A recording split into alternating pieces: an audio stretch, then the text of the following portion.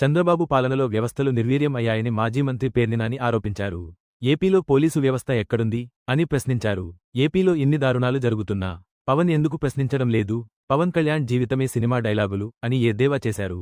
మాజీ మంత్రి పేర్ని నాని శనివారం తాజాగా తాడేపల్లిలో మీడియాతో మాట్లాడుతూ రాష్ట్రంలో నరరూప రాక్షసులు రాజ్యం ఏలుతున్నారు. నేరస్తుల పాలిట సింహస్వప్నంగా ఉండాల్సిన ఖాకీలు సైలెంట్ అయిపోయాయన్నారు. వైఎస్సార్సీపీ వారిపై దాడులు చేయండి, పోలీసులు అండగా ఉంటారని బాబు చెప్తున్నారు. పొన్నూరు ఎమ్మెల్యే ధూళిపాల చెప్పినట్టు ఎమ్మెల్యే మనుషులే నాగమల్లేశ్వరరావుపై హత్యాయత్నం చేశారన్నారు. తప్పిపోయిన ఆడబిడ్డలను పవన్ కళ్యాణ్ చెబితేనే పట్టుకుంటామని పోలీసులు అంటున్నారు. మరి ఆయన దగ్గరకు వెళ్లామంటే సినిమా షూటింగ్ బిజీలో ఎక్కడో ఉంటారు అని సటైర్ వేశారు. చంద్రబాబుకు ఇబ్బంది కలిగినప్పుడు ఒక తమ్ముడు, ఒక చెల్లెలు కలుగులో నుండి వస్తారు. మిగతా సమయంలో ప్రజలకు ఇబ్బందులు కలిగినా పట్టించుకోవడం లేదన్నారు. పవన్ కళ్యాణ్ జీవితమే సినిమా డైలాగులు. 2014లో పార్టీ పెట్టినప్పటి నుండి ఇప్పటివరకు ఏ వేదిక మీదైనా సినిమా డైలాగులు చెప్పకుండా ఉన్నారా? Janasena party tent house party చంద్రబాబుకి అద్దెకిస్తారని ఎద్దేవా చేశారు. వైఎస్ జగన్ని అధికారంలోకి రానియేను అనటానికి పవన్ ఎవరు అధికారంలోకి రావాలో నిర్ణయించేది జనమే తప్ప పవన్ కాదు అంటూ మండిపడ్డారు. ప్రతి వారం లేదా ప్రతిరోజు రాష్ట్రంలో ఏదో ఒక మూల ఏదో ఒక ఆడపిల్ల బలవుతున్నటువంటి పరిస్థితులు ఇవాళ రాష్ట్రంలో ఉన్నాయి. రాష్ట్రంలో ప్రతి వారం ఏదో ఒక ఊరిలో రాజకీయంగా వైఎస్ఆర్ కాంగ్రెస్ పార్టీ వాళ్ళ మీద హత్యాయత్నాలు చేస్తున్నారు. ఎక్కడ నిరోధించేటువంటి వ్యవస్థలు కానీ, నిరోధించాల్సినటువంటి పోలీసుల వ్యవస్థ కానీ ఏ రకంగా నిర్వీర్యమైపోయినటువంటి పరిస్థితులు ఇవాళ ఈ రాష్ట్రంలో దాపురించినయో మనం చూస్తున్నాం. దళిత వ్యతిరేకి జగన్ అంటాడు. ఎవరు దళిత వ్యతిరేకి? ఎవరంటే చెప్పి అడుగుతున్నా. ఇవాళ ఆయన బండ్లమూడి బాబురావు మీద దారుణం చేశారు. అప్పుడు అందుకోసం అని చెప్పని ఇవాళ మన్నవ గ్రామంలో జరిగింది అని మాట్లాడతాడు. ధూళిపాల నరేంద్ర గారు గెలిచిన తర్వాత మినీ మహానాడు పెట్టుకున్నాడు. ఆ మినీ మహానాడులో ఆయన చిలక పలుకులు పలికాడు. ధూళిపాల నరేంద్ర ఆయన అంటాడు ఏమంటే, మనం గత విషయాలు అక్కడే మర్చిపోతే మీ మనుగడ కూడా ఉండదు, నాయకత్వానికే మనుగడ ఉండదు. అది మీరు మర్చిపోయిన రోజు మీతో నాకు కూడా పని లేదు. మీ నియోజకవర్గంలో అంటే మన్నవ గ్రామంలో జరిగింది. మన్నవ గ్రామస్తుల గురించి ఆయన మినీ మహానాడులో మాట్లాడాడు. మీ నియోజకవర్గంలో బాబురావు గారి మీద దాడి జరిగింది. ఆ రోజు మనం చాలా గందరగోళం చేశాం. ఎస్పీలతో మాట్లాడాం, కోర్టుల్లో కేసులు వేశాం, రకరకాలుగా చేశాం, జగన్ని అల్లరల్లరి చేశాం. కాబట్టి నేను కోరేది ఏంటంటే,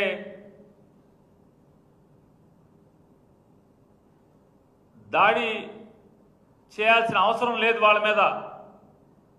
ఎప్పుడప్పుడు గీత దాడతాకి వచ్చినప్పుడు మాత్రం భూస్థాపితం చేయాలి. మనం అనుభవించింది మర్చిపోతే మీరు అనవసరం, అర్థమైందా? కాబట్టి నాది ఆ మనస్తత్వం కాదు. నా ఆలోచనతో నడిచేట్టు ఉంటేనే నాతో నడవండి, లేకపోతే పక్కకు తప్పుకోండి. నా వల్ల కాదు అని చెప్పండి. నేను చక్కగా ఒక మీటింగ్ పెట్టి మిమ్మల్ని కూడా పంపించేస్తా, అర్థమైందా? నేను ఇంకొకళ్ళని చూసుకుంటా. కాబట్టి మీరందరూ ఏదో మనం మాట్లాడుకుని ఇట్లాంటివన్నీ నా ఆలోచనకు తగ్గట్టే మీరందరూ మెసులుకోకపోతే ఇక నాతో మీకు పని లేదు, మీతో నాకు పని లేదు. ఒకరోజో, రెండో రోజో, మూడో రోజో, నాలుగో రోజో నాకు మీ విషయాలన్నీ నాకు తెలుస్తాయి. కాబట్టి ఎవరైనా లెక్క అప్పచెప్పితే ఆ లెక్క తిరిగి అప్పచెప్పాల్సిందే. అది ఐఏఎస్ అయినా, ఐపీఎస్ ఆఫీసర్ అయినా, రాజకీయ నాయకుడైనా కావచ్చు. కాబట్టి నా ఆలోచన మేరకు మీరందరూ నడుచుకోండి అని చెప్పి ఆయన మీటింగ్ చెప్తాడు. నిన్న ఆయన ఆ మీటింగ్ అలా చెప్పి ఇవాళ ఏం చెప్తాడు? మా బాబురావు మీద మీ నాగమల్లేశ్వరరావు దాడి చేశాడు, అందుకని మేము హత్యాయత్నం చేశామని చెప్పి ఆయన చెప్తాడు. నేను ఆయన్ని అడుగుతున్నాను, ఆయన చెప్పే కథలు అయితే ఈ నాగమల్లేశ్వరరావు గారు నిజంగా కిరాతకుడే అయితే, రాక్షసుడే అయితే, దాడులు చేయించేవాడైతే, దాదాపుగా ఆ పంచాయతీ పుట్టిన దగ్గర నుంచి, స్వాతంత్రం వచ్చిన దగ్గర నుంచి ఇప్పుడు వరకు జరిగినటువంటి ఎన్నికల్లో ఆ ఊరు సర్పంచ్లు ఎవరున్నారు? నాగమల్లేశ్వరరావు గారు, బొనిగల నాగమల్లేశ్వరరావు గారు కుటుంబీకులు కదా. ఈ నాగమల్లేశ్వరరావు గారు గడిచిన 4 టర్ముల నుంచి మీరు ఎమ్మెల్యేగా ఉన్నప్పుడు కూడా ఆయనే పంచాయతీ గెలుస్తూ వస్తున్నాడు కదా. అంటే మీకు అనుకూలంగా ఈ రోజుకి మారినటువంటి, లేదా మీ రాజకీయానికి అండగా లేనటువంటి ప్రతి గ్రామంలో